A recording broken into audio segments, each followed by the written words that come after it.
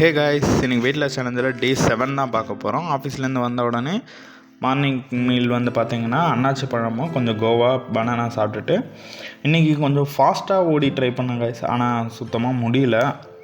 Try பண்ணிக்கிட்டே தான் இருக்கணும் முடிகிற வரைக்கும். ஸோ இன்றைக்கி ட்ரை பண்ணேன், ஓரளவுக்கு முடிஞ்சுது. இதுக்கப்புறம் கொஞ்சம் ட்ரை பண்ணி ஆகணும்.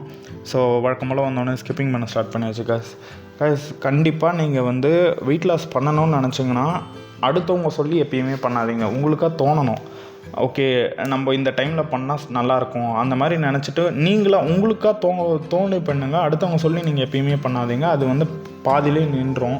உங்களுக்காக தோணும், அப்போ மட்டும் நீங்கள் ஸ்டார்ட் பண்ணுங்கள். ஸோ அப்போ ஸ்டார்ட் பண்ணிங்களா தான் உங்களால் நீங்கள் ப்ராப்பராக வெயிட் லாஸ் பண்ண முடியும். ஸோ அதை முடிச்சுட்டு எப்பயுமே வந்து சுகர் கண்டிப்பாக எடுக்காதீங்க. சுகர் எடுத்திங்கன்னா வெயிட் லாஸ் கண்டிப்பாக ஆகாது. சுகர் வந்து நீங்கள் நாட்டு சர்க்கரையாக எடுக்கலாம்னு கேட்பீங்க, அந்த மாதிரி எடுக்காதீங்க. சுகர் கம்ப்ளீட்டாக அவாய்ட் பண்ணுங்கள். ஃப்ரூட் அந்த மாதிரி ஸ்வீட் கிரேவிங்ஸாக இருந்ததுன்னா நீங்கள் வந்து அதுக்கு ஆல்டர்னேட்டிவாக ஃப்ரூட்ஸில் எடுத்துங்க, அந்த மாதிரி எடுத்துங்க. நீங்கள் சுகர்லாம் எதுவுமே தொடாதீங்க. ஸோ அதை முடிச்சுட்டு பார்த்திங்கன்னா நம்ம மதிய மீல் வந்து மீல் மேக்கர் தான் ரெடி பண்ணோம். ஒரு முட்டையும் மீல் மேக்கரும் போட்டு ரெடி பண்ணோம். நல்லா தான் கைஸ் இருந்தது, சூப்பராக. ஸோ மதியம் லஞ்சு முடிச்சுட்டு பார்த்திங்கன்னா நம்ம இன்றைக்கி ஓவராலாக 10,000 ஸ்டெப்ஸ் கவர் பண்ணியாச்சு.